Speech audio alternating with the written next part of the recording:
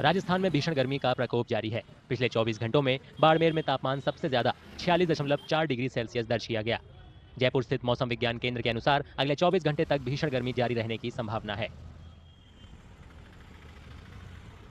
राजस्थान के ज़्यादातर भागों में सीवियर हीट वेव, कई इलाकों में हीट वेव और वार नाइट कंडीशंस बनी हुई है। सबसे ज़्यादा अधिकतम तापमान पिछले 24 घंटों में बाड़मेर में 46.4 डिग्री सेल्सियस रिपोर्ट हुआ है, जो कि सामान्य से 7.6 डिग्री सेल्सियस ऊपर है। इसके अलावा जो हीट वेव का दौर फिलहाल राजस्थान में बना हुआ है, अभी भी अगले 24 घंटों तक जारी रहेगा।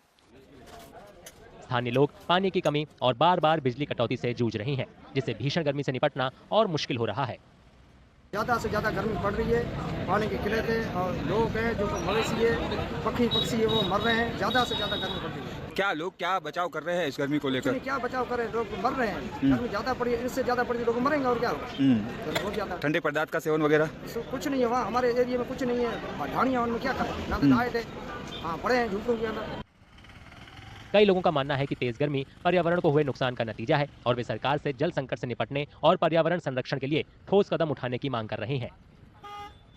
कई सालों से ठीक, लेकिन इस साल बहुत ज़्यादा है, हीट वेव पड़ रहा है। गर्मी का कारण मुख्य यही है कि जो अपने पास में पेड़ पौधे होते हैं उनकी सुरक्षा करते नहीं है, पानी देते नहीं है, पौधों की कटाई हो जाती है, जंगल कटाई हो जाती है, सारा इलाका खुला है, तो फिर गर्मी पड़ेगी नहीं। मेरा तो यही कहना है कि पर्यावरण बचाओ, पेड़ पौधे ज़्यादा लगाओ और सरकार से भी यही अनुरोध है कि पानी की किल्लत है तो पानी बढ़ाओ, पानी की वजह से पेड़ पौधे होंगे तो गर्मी कम रहेगी।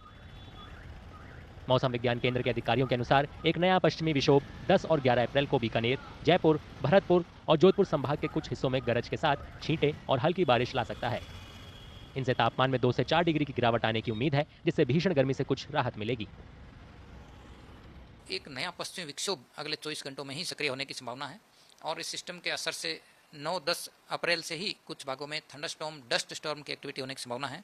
खासकर बीकानेर संभाग, शेखावटी क्षेत्र, जयपुर संभाग और भरतपुर संभाग के कुछ इलाकों में दोपहर बाद थंडरस्टॉर्म डेवलप होने, तेज आंधी भी हो सकती है। इस दौरान 40 से 50 किलोमीटर पर आवर तक की तेज हवाएं भी रिपोर्ट हो सकती है। तो इस सिस्टम के असर से अगले 24 घंटों बाद तापमान में 2 से 4 डिग्री सेल्सियस की गिरावट होगी। हालांकि 14-15 अप्रैल से तापमान में फिर से इजाफा होने की संभावना है, जिससे दक्षिण पश्चिमी राजस्थान में भीषण गर्मी का एक और दौर शुरू होगा।